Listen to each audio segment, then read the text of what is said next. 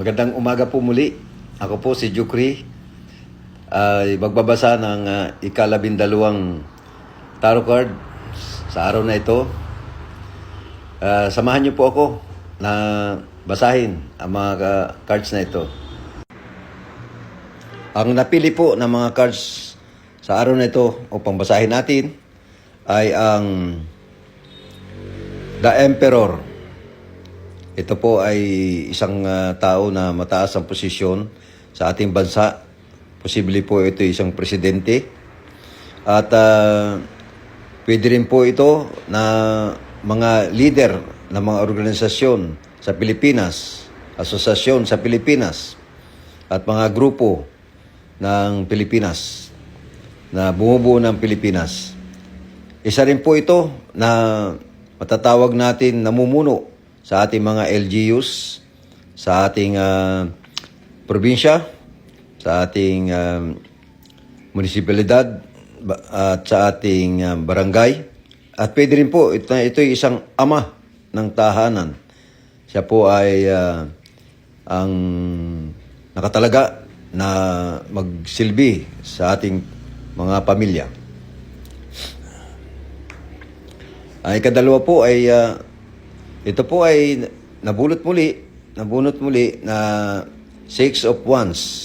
Ito po ay ating binasa noon na isa siyang presidente Pilipinas at ito po ay maunlad at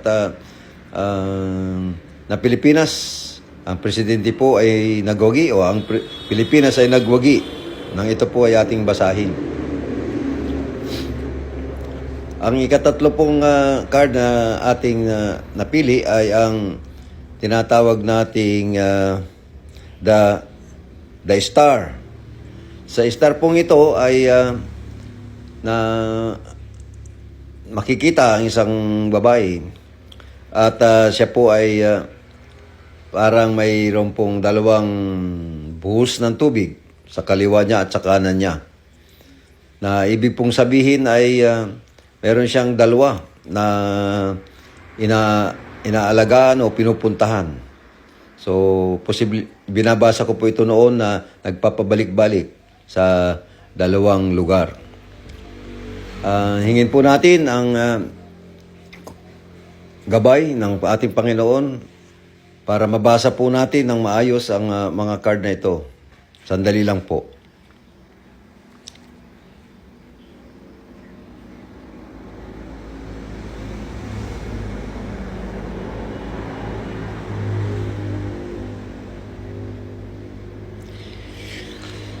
Ang akin pong natanggap na mensahe para sa mga card na ito ay ito po ay posibleng tungkol sa mga ating mga overseas workers.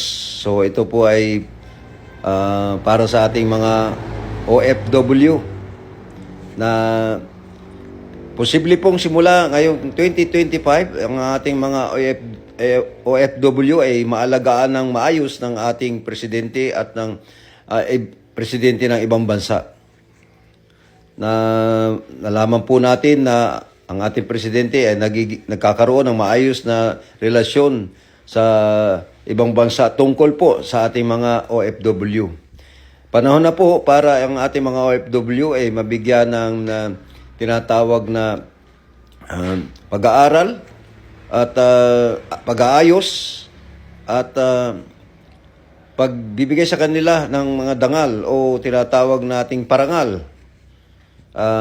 Mayroon po, magsisimula po ngayong taon na to ang tinatawag na mga best OFWs o mga matagal na naman po natin tinanggap sila na sila yung mga bayani ng Pilipinas sapagkat sila po ay nakakatulong sa pag-asenso ng ating ekonomiya.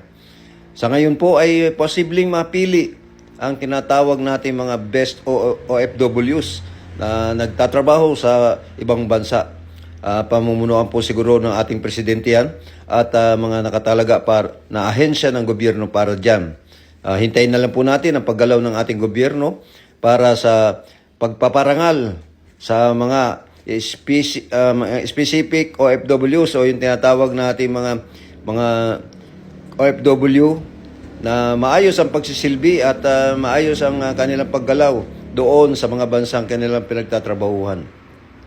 Ang kasunod po niyan ay dahil nabasa po natin ang ating presidente ay ang bansa po ay magkakaroon ng tinatawag na maayos, maganda na kasunduan ng ating bansa at karatig bansa o sa malayo man na bansa. Ito po yung tinatawag sa English na International Bilateral Agreement o Trade Agreement.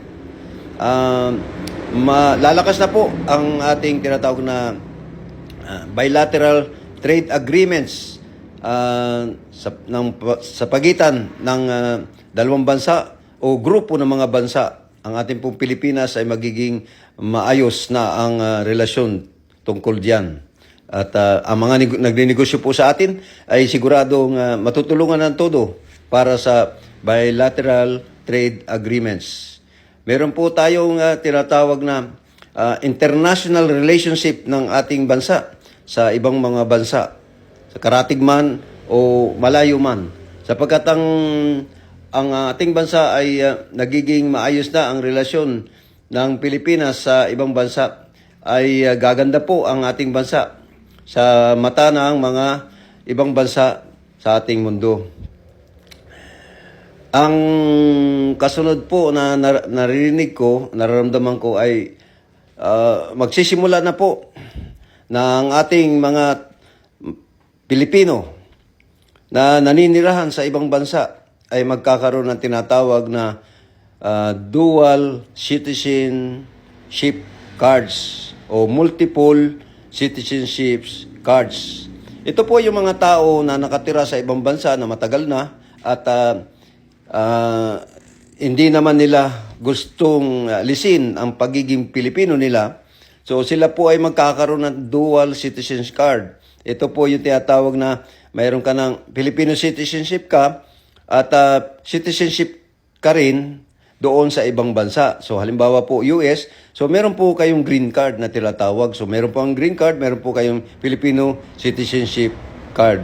Ito po ay pagpapatibay ng Pilipinas sa mga Pilipino na naninirahan sa ibang bansa. Meaning, ito po mga naninirahan doon ay may karapatan na maging isang Pilipino sapagkat Pilipino naman po talaga siya by birth, ay may karapatan din siya na maging isang citizenship dahil matagal na po siya doon sa tinitirhan niya. Halimbawa, Germany po, o Japan, o US, o Australia, Canada. Ito po ay isang karapatan ng isang tao na nakatira sa ibang nasyon, na doon na nagkaasawa, nagkaanak, at doon na po tumanda. So, ibig sabihin, ang mga tao po na nakatira o matagal na nagninegosyo doon sa ibang lugar, ay magkakaroon po siya ng citizenship din doon sa lugar na yon. So kung kayo po ay nagninegosyo, siyempre kayo po ay nakatira din doon sapagkat nandoon ang negosyo nyo. Pero kayo po ay bumabalik sa Pilipinas sapagkat nandito ang inyong pamilya. So maraming salamat po sa ating presidente at sa mga presidente ng ibang bansa na tinatanggap na ang Pilipinas at pinaparangalan na po ang mga Pilipino.